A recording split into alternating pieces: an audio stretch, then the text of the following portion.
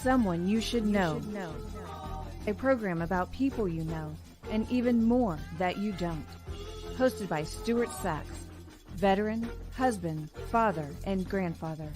Now, here's your host, Stuart Sax. Well, hello again, and I welcome you to another episode of Someone You Should Know. Glad to have you with us, as I am every week. And today we are brought to you by our good friends over at No Sweat Experts. Now, it's finally fall. We're starting to see the temperatures dropping to the point where it's a little bit cool, and you don't need to run your air conditioner anymore. But you got to make sure that you're ready for the fall and that your heating system is working. So if you are in the North Texas area, reach out to No Sweat Experts because they will come out, check your system, make sure that you are good to go transitioning from the air conditioning system to the heating system, and you'll be good to go as we head into fall. It is absolutely ironic that we had No Sweat Experts as our sponsor for today because our main subject is menopause. And that goes along with hot flashes. And that means that we're not talking about No Sweat Experts here. We're talking about an issue that women have dealt with, and honestly, the husbands too, for a long, long time. So I have invited Dr. Catie Harris to join us today and talk a bit about this situation. Catie, welcome to the show. Oh, thank you so much. Yeah, and I know I used to live in Texas, so I have a complete sympathy for any woman down there having hot flashes. Yeah, and it can be 60 degrees in a room, and if a woman's having hot flashes, in fact, I go to a discussion group every week, and there is a woman there that is going through menopause right now. The room is usually fairly cool. It's in a library conference room, and she's sitting there with a fan or with her program, and she's fanning herself all the time. So I guess a good way to jump off the conversation is, what is it about menopause that causes this constant, feeling of heat, even though you're in a cool room? Yeah, well, I mean, it's a great question, and that comes down to estrogen. So estrogen, ironically, is the master regulator of the brain in women. So it controls so much, and there's a connection between estrogen and the hypothalamus, and your hypothalamus in the brain is your temperature regulation. So when you have a precipitous drop in estrogen, that connection to the hypothalamus just can allow it. And not all women go through hot flashes, but there can be extremes. I just literally had a woman come into my clinic today, and she's like, I just started getting hot flashes, and that is no joke. I mean, women could have it. They can have them for 10, 15 minutes. They can happen every hour on the hour. Some women might have them periodically, but it's a very intense heat that comes from the inside. So it literally doesn't matter if you're standing in Antarctica, you might be stripping your clothes down because it's so hot, but then it turns and then you're really cold. So now you're like trying to bundle up as it disappears, and then it comes back and you're stripping clothes off again. So it's horrible. And this can happen at any time of the day also, correct? Any time of the day and at night. So a lot of women have a lot of difficulty sleeping because they wake up in a hot sweat and, they're kicking the covers off. And you said the husband or the partner, absolutely. If you can imagine somebody just tossing and turning in bed and they're sweating and they're miserable and they have the air conditioning on at 30 degrees and you're freezing to death, it's very hard to live with that. And I remember going through that with my wife, And that's why I said at the outset of the show also that this is also an issue that I don't want the men that might be watching the show to say, oh, this isn't for me, because it is, because the menopausal time in a woman's life also affects her spouse or her significant other. And we have to be a little bit more cognizant of what she's going through in order to be as helpful as we can be, right? Yeah, absolutely. Because there is that perception that as the woman goes through this transition with the loss of estrogen and progesterone, because there's receptors in the brain for this, it changes the brain chemistry, right? So you might have somebody that's all of a sudden irritable or, quote unquote, bitchy. You get that menopausal woman that people are afraid of. And it's because, she's not afraid to, to speak up at this point. Right. And, if she's uncomfortable, which a lot of women are, that comes across very intent. It can come across and it can ruin relationships. Absolutely. So, and especially if you think that they're changing, it's a physical change inside the brain that there's actually stuff that we can do about it. But it's chemically related based on hormonal deficiency. Now, the general perception is that menopause starts to affect a woman when she gets into maybe her 50s or 60s. Is there like an age start finish date when menopause usually will occur? Generally, we start seeing, after the age of 45. Now, I've had some women come in and they're in their early 40s and they're already perimenopausal. That's really early. And some of that's genetics and some of that's just are the changes in our environments and the toxins and the pollutions that are out there that are causing early menopause. But the majority of women are going through that perimenopausal period around 48 to 50. 52 is the average age for menopause, and then it can last for up to about 10 years. It's a long period of time. Wow. Yeah. We may not want to say that too loudly, because a woman who's in her 30s or early 40s that says, wait a minute, 10 years I got to put up with this? Yeah, it's a long time. All right. So having said that, if a woman now knows that it's possible that she could be going through menopause for 10 years, what can she do to prepare for that period in her life? Yeah, I mean, so there's lots of changes that happen. And one of the best things, especially if you're in your early 30s and 40s, that you want to be doing to prepare is and this is really comes down to everything, is to eat right and exercise, right? Because you want to maintain muscle mass. Testosterone is one of the dominant hormones in females. It has 3,000 functions and it is our dominant hormone. Estrogen is not the dominant hormone, it's testosterone. And testosterone builds muscle in both men and women. And it also regulates some receptors in the brain and protects us from breast cancer, dementias, a variety of things. It's got a million functions that it has for us. But you want to build up muscle, because when the ovaries stop producing testosterone about 50, you lose that and it becomes almost impossible to build up lean muscle.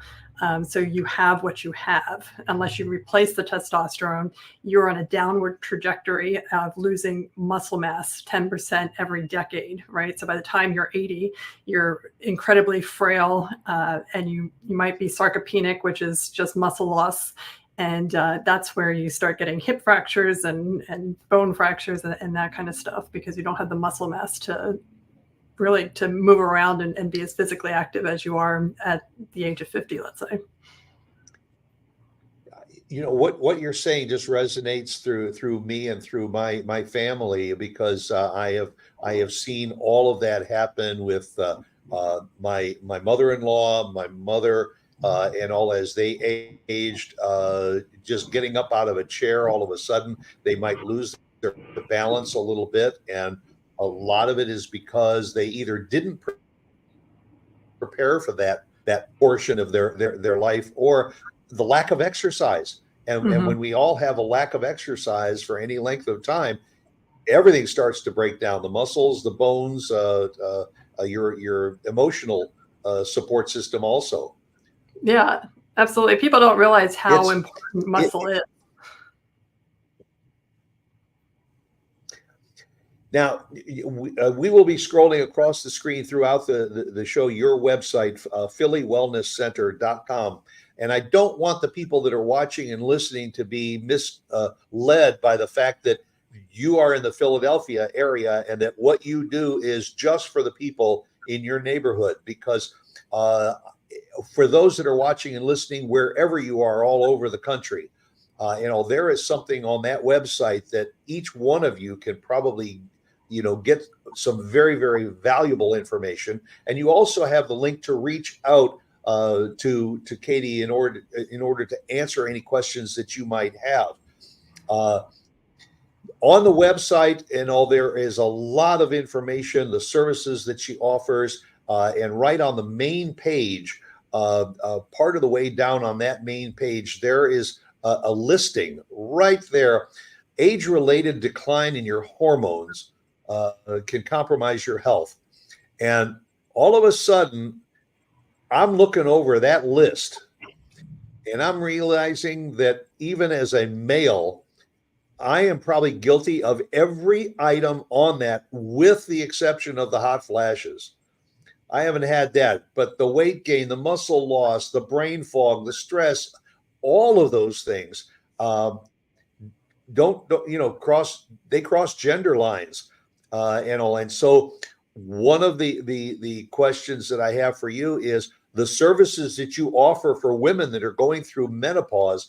Many of these services you also offer for men, correct? Absolutely, because when we talk about hormone therapy, everybody just assumes estrogen and progesterone for women. But like I said, testosterone is vital for men and women. And then there's growth hormone, which it's incredible for helping people to sleep, for muscle mass. There's thyroid, which is also part of weight gain. Having high cholesterol is related to having hypothyroidism. And hypothyroidism, a subclinical hypothyroidism, is extremely prevalent. And depending on who you ask, up to like 75% of the population has hypothyroidism. And then vitamin D is actually a hormone. It's a very prominent hormone, and because we all wear sunscreen, we're not getting a lot of sun exposure. You want to have everything in moderation, right? So you need some sun, because that's how you get your vitamin D. And vitamin except your dermatologist tells you to stay out of the sun. Right. Yeah. I mean, I wouldn't advocate for, putting some olive oil on and sitting out in the sun for 8 hours. But every morning you should have like 15 minutes of sunlight. And every evening as the sun's going down, like that sunlight is so important for vitamin D synthesis. Very interesting. And as you say, those are the 2 times of the day that are probably best for going out for a short walk around the neighborhood. Absolutely. And also it can have that benefit also. I am going to ask that we go back to the website for one brief moment, because there was something on your website that caught my attention. And Christine, if you would at the top click on the About button, and I want you to just scroll down just a little bit and stop right there. Catie, is that Santorini? It is. Yeah, I was just there this summer. It is.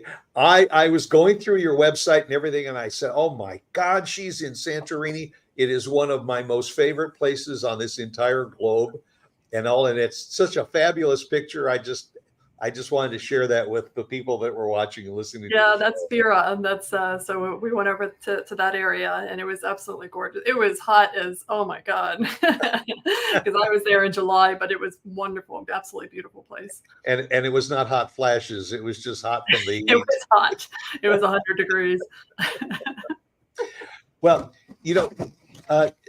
I want to talk a little bit more about hormonal optimization, which is one of the things that I saw prominent on your list of items and all. What is hormonal optimization? So, I mean, there's this, I've had people come to me and they'll say, my doctor or my provider says that, let's say my thyroid is normal, or my testosterone level is normal. And we get that a lot. But what I would say about lab values is this. It is a population-based number, and it changes, right? Normal lab values change. So when they look at testosterone, they take everybody from the age of like 5 to 90, and then they take the average and say, this is what the average of the population is. Now, if you have testosterone that's kind of dropping, which we do have with, it's definitely changing. That normal is getting lower and lower. But if you have, a 5-year-old is going to have a testosterone level that's very different than a 20-year-old and same as a 90-year-old. But if you average that out, then the norm is, 300 to 500. Optimal for most men is going to be over 1,000. That's where, when you're 20 and you're 30, that's where your testosterone level is. And it deteriorates from the age of 30 onward. And for women, the optimal level is going to be about 100. And when they're going through menopause, they might have a testosterone level of 5, and they would say that's normal. But it's about looking at the symptoms that somebody has. So if you have all the symptoms that are on my website and you have a quote unquote normal testosterone level, that might not be an optimal level. So it's normal for a general population, but not optimal for you. So there's a difference, a very distinct difference that we take into consideration. And also, like I said, it moves. So with hypothyroidism, thyroid, a TSH, the normal level used to be up to 10. But we know that women become infertile at 2.5. So then they dropped it down to 5, right? So that's the extreme. But women still are infertile at 2.5. So for us, we like a TSH at 1 or lower. But the normal range is because the population has so many people in the population are in that bell curve up to the number 5. That's where the normal level is. But there's nothing normal about a TSH at 5. So to me, that's not optimal. That's not where you need to be. And of course, like most other things, every individual has different circumstances based on, like you said, their genetics, their upbringing, maybe the area of the country that they are living in. There's an awful lot of variables, and so when people come to you and all, they go. I would assume they go through an assessment first to determine what their levels are in order for you to determine a program for how to treat. Oh, yeah, absolutely. So they'll come in and we talk about the symptoms they have, different medical conditions, and we set off a pretty comprehensive set of labs. And I usually send off labs that they don't normally get. I mean, any provider is going to send off a CBC and a Chem7, which are just normal lab draws, but I send off a much more extensive panel that they've never had done, and different aspects of testosterone and thyroid and estrogen. So it's, it uncovers other things. So, I mean, if you go looking for stuff, you'll certainly find it. But I think it's really important to look at the different hormones and not just estrogen, and there's so many.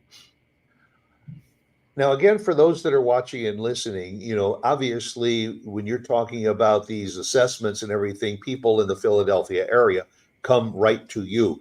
Do you work with people around the country virtually on some of these issues, and then can you suggest that they get some of these blood work panels and everything done where they're located, and then share them back with you? Yeah, absolutely. I work with a group, it's called Avexius, and they just so happen to be in Dallas. And they've trained hundreds and hundreds of, probably thousands at this point, providers across the country. So if you look for an Avexius provider, or you Google them or go on their website, you'll be able to find a provider near you. But it's an excellent, excellent program. And it's not just, again, the sex hormones. We're talking about thyroid and vitamin D and these expansive list of hormones that once you optimize them, it literally changes your life. Is it fair to say that the worst thing that somebody can do is to ignore some of these changes in their lives and to just kind of let it go and just say, oh, it just must be age? That when there's something arises that you question, do something about it, get some answers. Right. Yeah. I mean, so when you gain weight, you're not just like, oh, it's age, I'll just, not worry about it. No, you go on a diet and you try and fix that. And a lot of it can be fixed through hormone therapy, because weight is a hormone problem, more so than a diet problem, especially as you get older. And, what worked for you 10 years ago no longer works, because you have insulin and cortisol that are countering against you, and they're no longer mediated by your sex hormones because they've disappeared. So yeah, I mean, at this point, it becomes a choice. Not everybody wants hormone therapy, and I get that.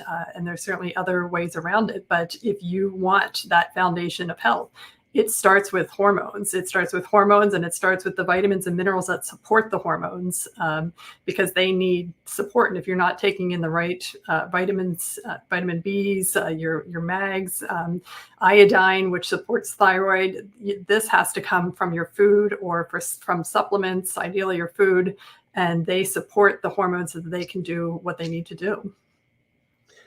And in some of the information that I saw, you also use peptides as a complement to your hormone therapy, and share with the people watching and listening a little bit about what that's about. Yeah, so peptides are amazing. There's literally hundreds, if not thousands, of peptides, and they're in the body. So a peptide is just a chain of amino acids, right? So amino acids are what we get from food. When you eat food, your stomach breaks it down, turns it into amino acids, and the amino acids go and tell the cells what they're supposed to do, or the hormones for that matter.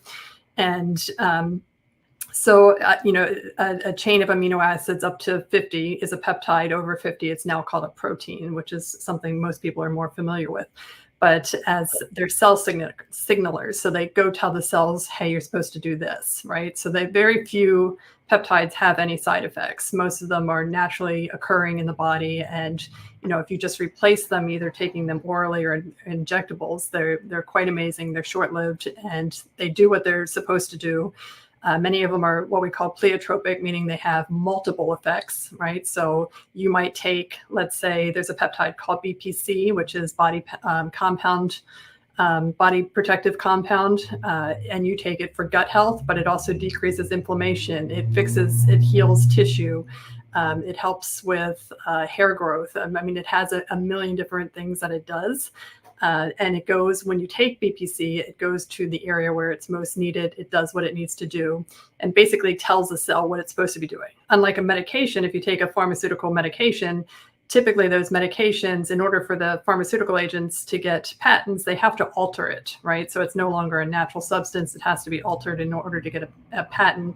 And what it does is go into the body, and it tells the cell to do something different than what it's originally intended to do, and that causes a cascade of side effects. And that's why when you watch those commercials, my son and I are always laughing, because it's like, you see the drug, and then they're like, the side effects are diarrhea, constipation, suicide, depression, death. And I'm like, really? Like, that's crazy. That's true of almost every medicine that's advertised on television. You see how happy these people are walking through the park, and then at the bottom it'll say, can cause death, and don't drive if you're taking this medication. And the one that I like the best when it says is, don't take this medication if you're allergic to it. Yeah. How do we find out about that one? Exactly. But you're right, and that's why you have to have this constant knowledge, whether you Google it yourself to find out what all these medications are and what some of the side effects are, or you have to stay in constant contact with your doctors, because as we said earlier, everybody is different. And also, if you're a cancer survivor, some of medications you may not be able to handle as easily because of the regimen that you've gone through with your cancer treatments. Again, age, obesity, lifestyle changes, all of these things are all play into it. Are there any downsides to going through a hormone therapy? So there is a perception. There's always a perception that hormone therapy causes cancer, right? And that has always been the big concern. I have heard that. Yes. So in the early 2000s, they did, and hormone therapy has been happening for years, even centuries. I did some research, and years ago, in China, they used to ingest the urine of maidens, like older women, women that actually made it to menopause.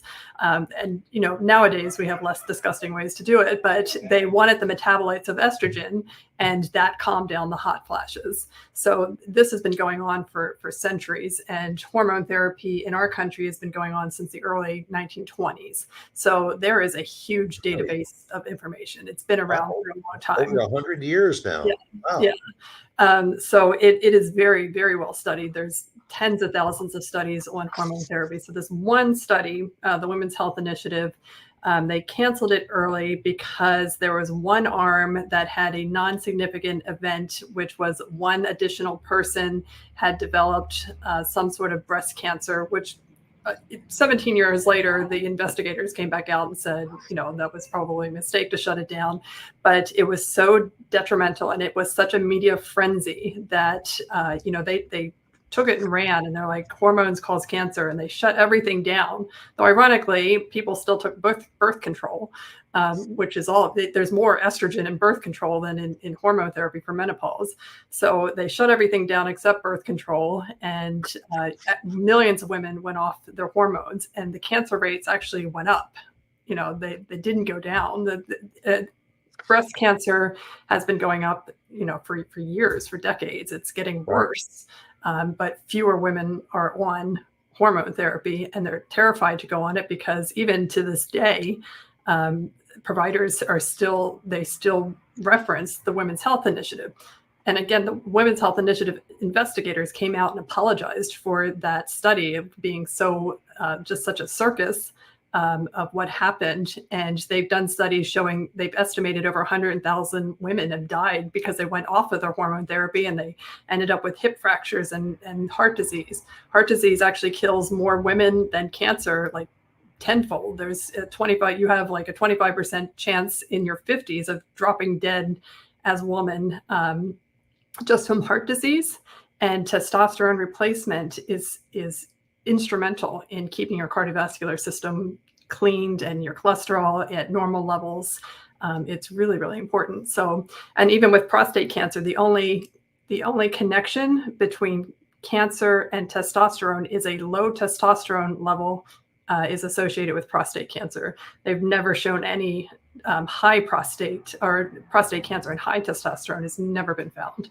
It's low testosterone and prostate cancer.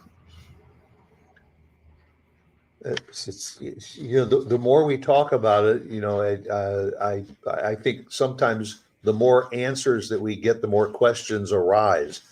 Yeah. Because of this, and there is always ongoing research into new and better ways of doing something that was done many years ago. And obviously you must follow that very, very closely, and to also determine the lab results and the test trials to see how effective some of these new therapies are. Is there any kind of non-hormonal treatments that women can consider? Yeah, so especially in the perimenopausal period, there's a lot of adaptogens that you can take. You can take black cohosh, you can take maca. There's some things that will simulate. Soy can help. Eating tofu, but it can amplify estrogen. But once estrogen is deteriorated and there's no estrogen coming in, nothing will replace estrogen except estrogen. So there's nothing that'll simulate that. And estrogen and testosterone together are extremely important for bone density. They're better for bone density than calcium, right? Calcium just hardens the outside of the bone because it's only one of like 70 minerals, right? And if let's say you crack a hip, it shatters like really hard plastic. Whereas estrogen and testosterone build up the bone density and make it really, really strong. And on DEXA scans, you can see an 8% increase in bone density just through taking testosterone and estrogen. And testosterone is great for reducing cholesterol. It's better than the statins without the side effects for that matter. But what a wealth of information. And again, the website, visit the website, very simple, phillywellnesscenter.com.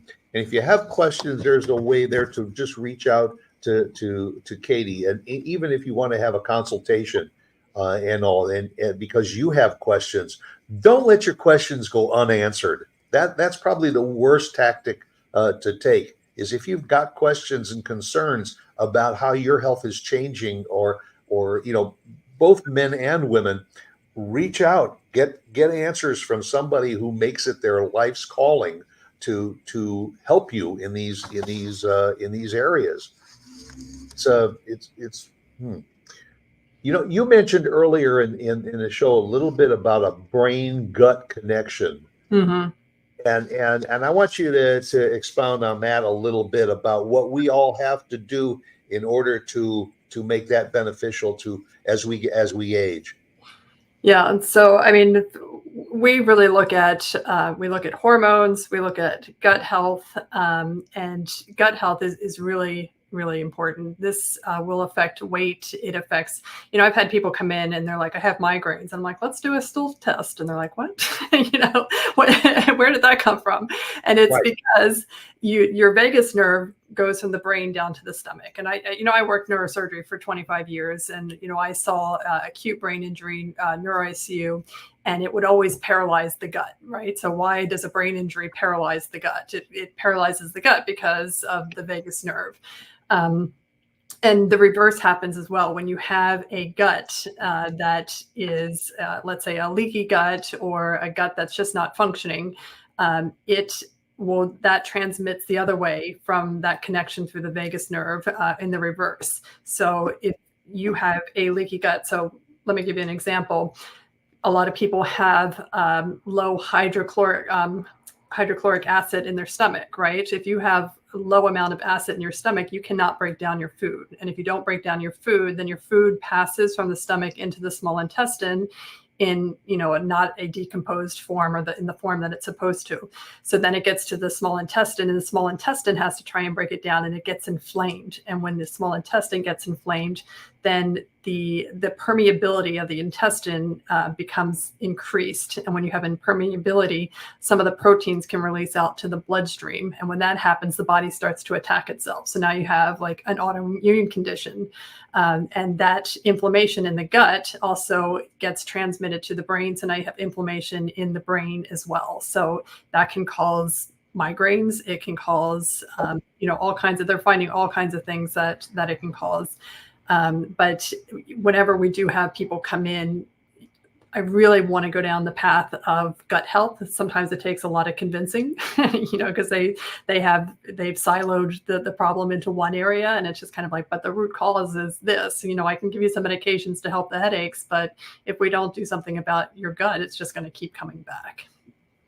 Well, and now we are also at a time in our society where people say, well, I could just go to the grocery store or the pharmacy and everything, and I can buy a bottle of something that if I drink it every night, that will flush everything and help with the gut health.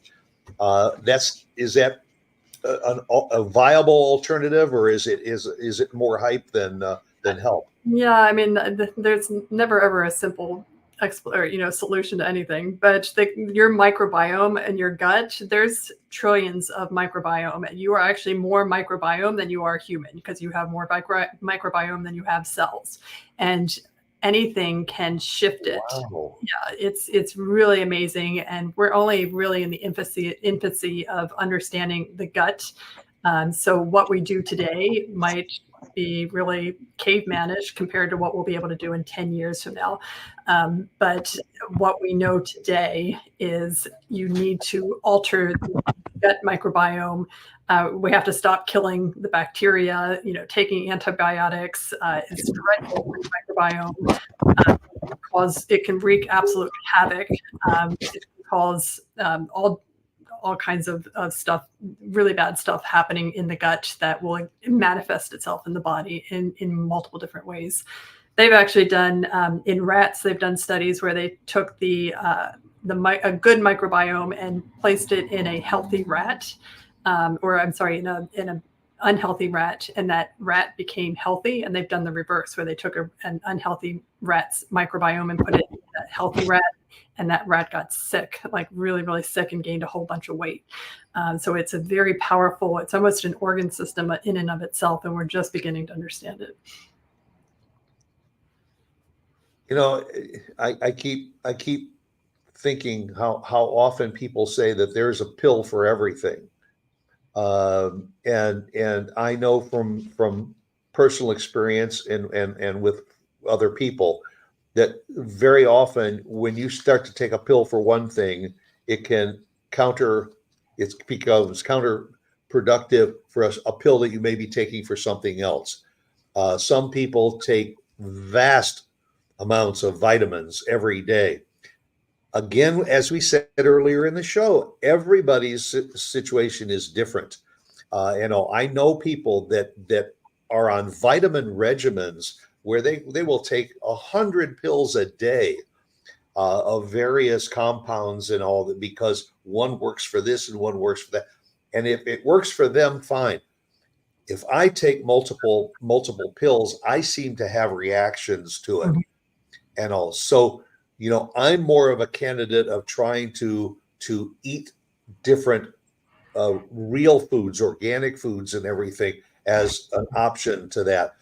Should we, as especially those of us that are starting to age, should we be more cognizant about what we are consuming through our mouths rather than what we are taking in pill form? Absolutely. And, I've had a lot of people, patients of mine, and they call me and they see an influencer said that I should take magnesium. And that's, I'm like, there's 10 different types of magnesium. What is the goal here? What are we looking to do? But how do you know you need magnesium? Sometimes you can do a micronutrient test. You can get these anywhere. And you can find out which supplements you need or you don't need. Calcium's another one that people are taking crazy amounts of calcium, and calcium actually causes calcifications in the body. It can cause high blood pressure. There's actually blood pressure medications that are calcium channel blockers, meaning they block the uptake of calcium. So, it was ironic in the hospital where we had patients on calcium channel blockers and then we're giving them calcium. I'm like, this doesn't make any sense. Why are we doing this? And a lot of people are on blood pressure medications or calcium channel blockers, and they're taking calcium. But it doesn't make any sense. So getting a micronutrient testing done is, nobody likes to put out the money for it, but it's worth it, because if you're on 100 supplements, you're spending hundreds and hundreds of dollars a month on those supplements, and some of them might be harming you. If you've ever seen a mineral wheel is, the different vitamins and minerals and how they relate to each other. So a deficit in this can cause an excess in that, and, it can cause another deficit here. And the supplements you're taking might actually be doing more damage, and you're paying for that, right? So it's worth doing that.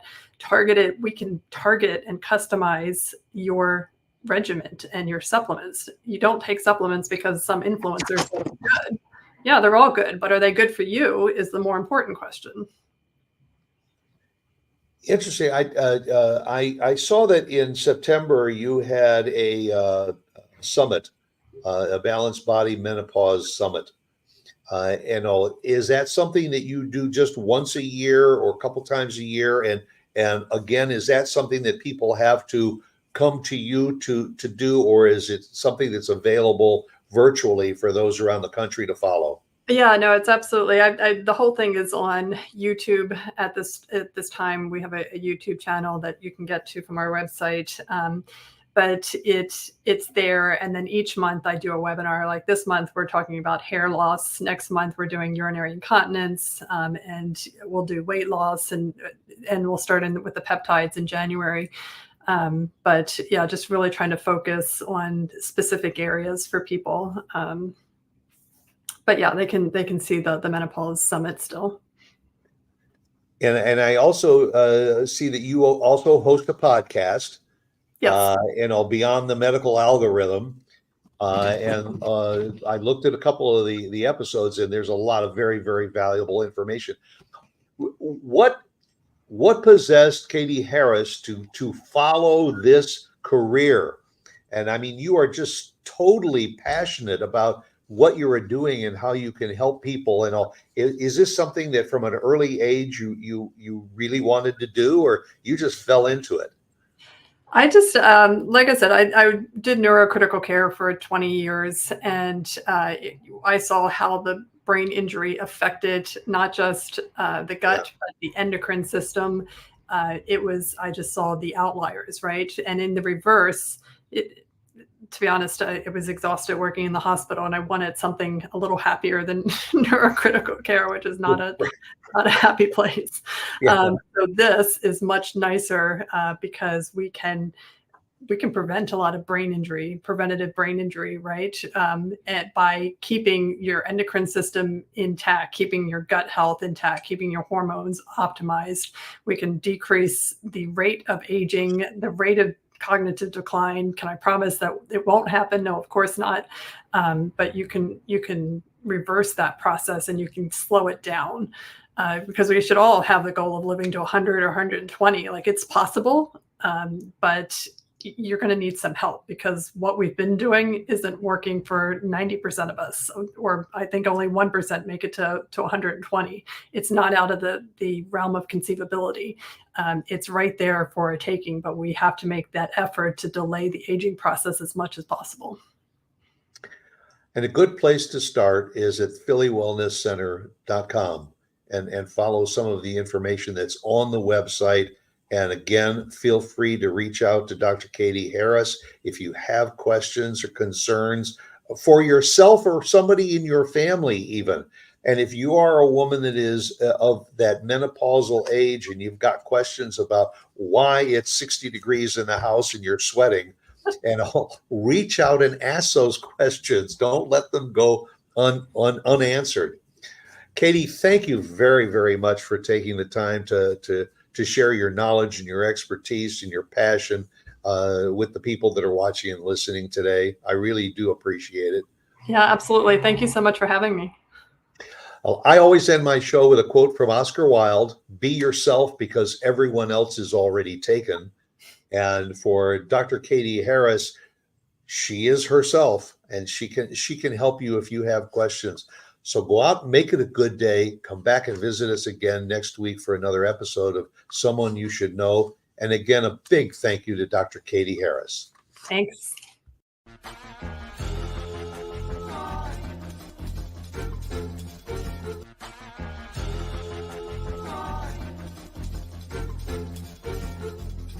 Someone you should know.